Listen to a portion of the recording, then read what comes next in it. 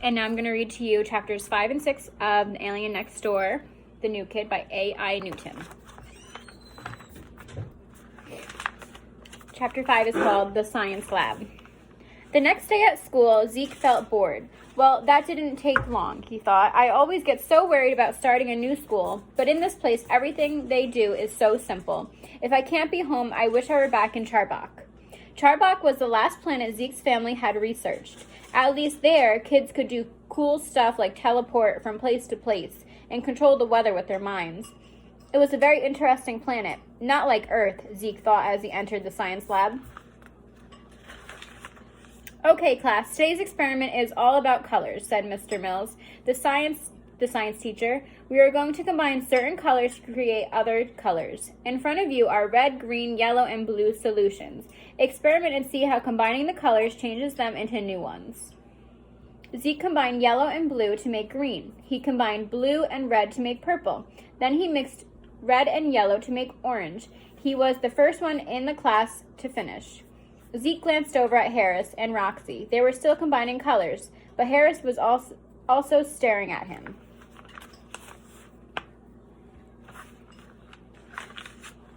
Why does Harris keep staring at me like that? Zeke wondered.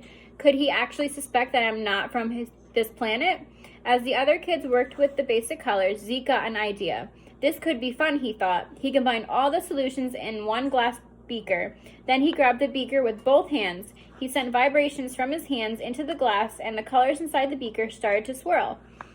A few seconds later, Zeke had created a twirling rainbow right inside his beaker. He glanced toward Roxy and Harris.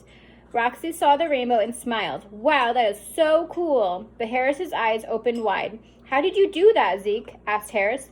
That's impossible.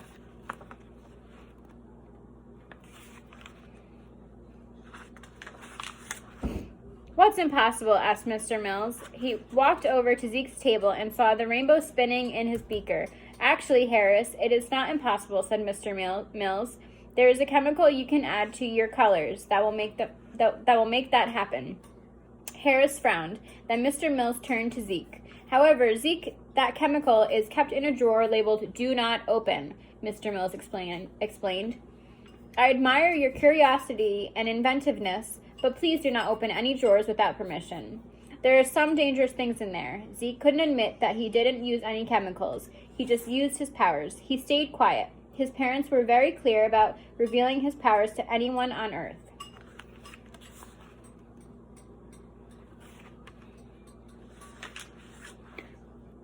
Unlike Charbak, Earth has not yet made contact with anyone outside of Earth. His father had said on their journey to their new planet. You must never reveal your powers to anyone there. The bell rang, ending science lab. As he left the room, Harris looked at Zeke and shook his head. What if he finds out I'm an alien? Zeke thought. I could ruin my parents' entire mission here. Zeke walked from the lab. This is going to be a long school year, he thought.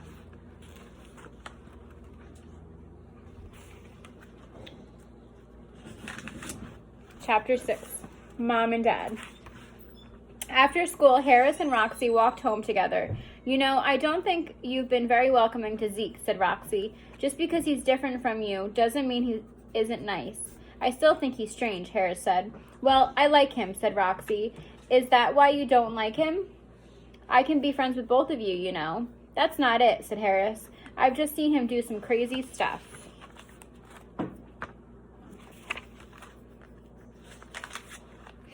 And all of what you call crazy stuff has a logical explanation, said Roxy. I just think you're looking for reasons to not like Zeke. Roxy turned onto her block. Harris kept walking.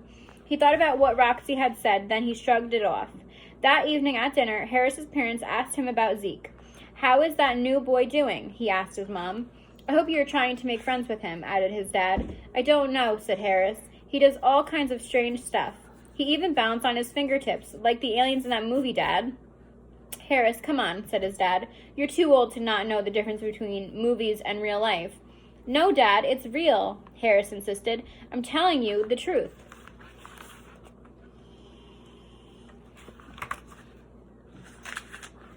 Remember how much trouble you had making friends when you started at Jefferson until you met Roxy? Asked his mom. I would hope that you would be extra nice to new kids who are trying to fit in.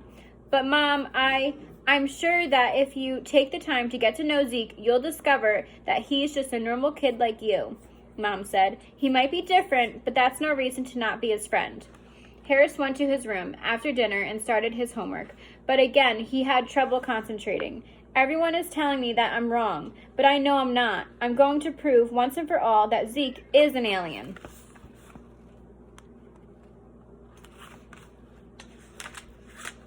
Okay, that is chapter 7.